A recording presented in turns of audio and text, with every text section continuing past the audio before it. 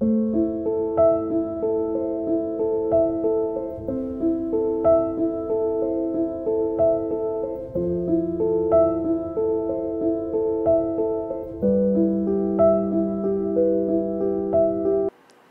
न्यूजच्या स्पेशल रिपोर्टमध्ये आपलं स्वागत आहे।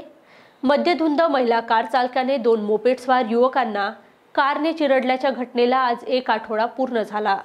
रामझुल्यावर शनिवारी 24 तारखेला मध्यरात्री 1:30 वाजताच्या सुमारास ही दुर्दैवी घटना घडली होती। या अपघातात जखमी 2 युवकांचा मृत्यू झाला। तहसील पोलिसांनी दोन्ही श्रीमंत घराण्यातील महिलांविरोधात गुन्हा दाखल केला।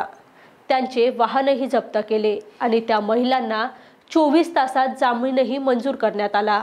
काय पोलिसांनी योग्य गुन्हा दाखल केला असेल? त्यांच्यावर झालेली कारवाई ही योग्य होती का? महिला श्रीमंत घराण्यातील होत्या म्हणून आरोपी महिलांना पाठीशी घालण्याचं काम केलं जात आहे का? हे जाणून घेऊया या स्पेशल रिपोर्टमध्ये।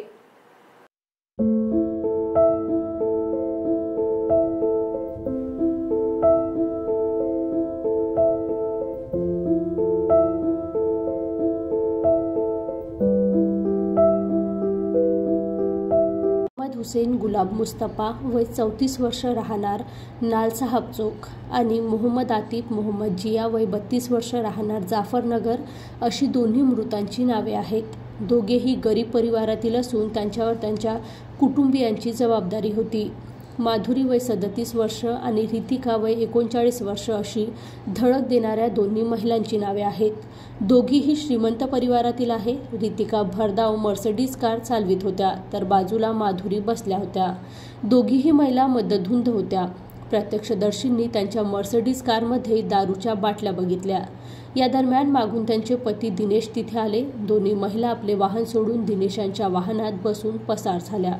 मात्र पोलिसांनी त्यांच्यावर 304(1) कलम लावली, जे की बेलेबल आहे आणि त्यांना 24 तासाच्या आत जामीनही मंजूर झाला होता।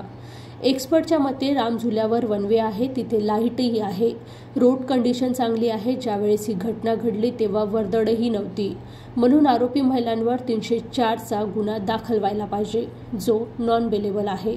या घटनेविरोधात आरोपींना सजा द्या या मागणीसाठी आंदोलन देखील झाले।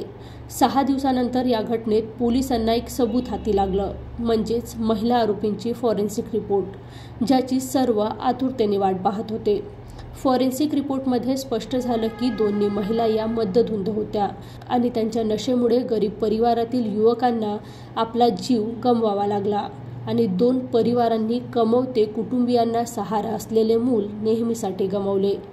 या घटनेबाबत आपल्याला काय वाटतं? या महिलांवर हत्येचा गुन्हा दाखल व्हायला पाहिजे का? कमेंटमध्ये नक्की सांगा।